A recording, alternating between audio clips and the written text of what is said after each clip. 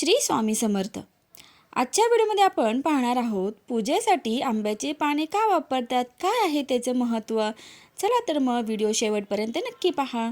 आंबा हा फळांचा राजा मानला जातो।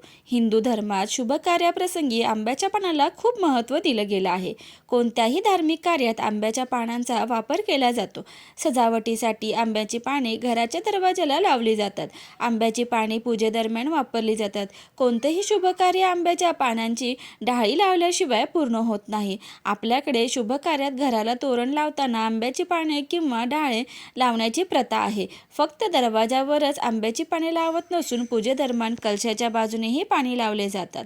पण पूजा शुभ कार्यात आंब्याचीच पानं का वापरली जातात, यामागील कारण तुम्हाला माहीत आहे का? चला तर मग आपण जाणून घेऊया। पूजेमध्ये आंब्याची पाने लावण्याचे महत्त्वाचं का असतं ते पाहूया। सनातन धर्म ग्रंथानुसार आंब्याचे झाड मेष राशीचे प्रतीक मानले जाते। अशी मान्यता आहे की राशी मेष असल्यामुळे आंब्याचे झाड सर्वात शुभ असते।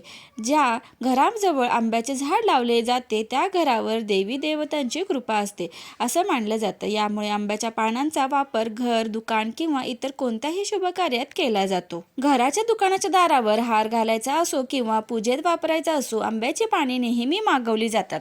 त्याचप्रमाणे धार्मिक मान्यतेनुसार आंबा हा हनुमान यांचे आवडते फळ आहे। त्यामुळे जिथेही आंबा आणि आंब्याची पानं असतात तिथे हनुमानाची कृपा असते असेही मानले जाते। तसेच घरी होणाऱ्या हवन यज्ञात आंब्याच्या लाकडाचा उपयोग नेहमी केला जातो। या लाकडाचा वापर हवन करताना केल्यास वातावरणात सकारात्मकता वाढते। बाहेरून येणारी हवा जेव्हाही पानांचा स्पर्श करते तेव्हा सकारात्मकता घरात प्रवेश करते असेही म्हटले जाते। एवढंच नव्हे तर आंब्याच्या पानांचे अनेक औषधी उपयोगही आहेत। सर्व प्रमुख सण आणि शुभ प्रसंगी घराच्या मुख्य दारावर आंब्याच्या पानापासून बनवलेले तोरण बनवण्याची सनातन धर्माची परंपरा आहे। असे मानले जाते की असे केल्याने नकारात्मक शक्ती घरात प्रवेश करत नाहीत आणि कुटुंबात सकारात्मक ऊर्जेचा प्रवाह वाढतो। आणखीन काही महत्त्व आणि उपयोग पुढे पाहूया। शुभ व पवित्र संकेत।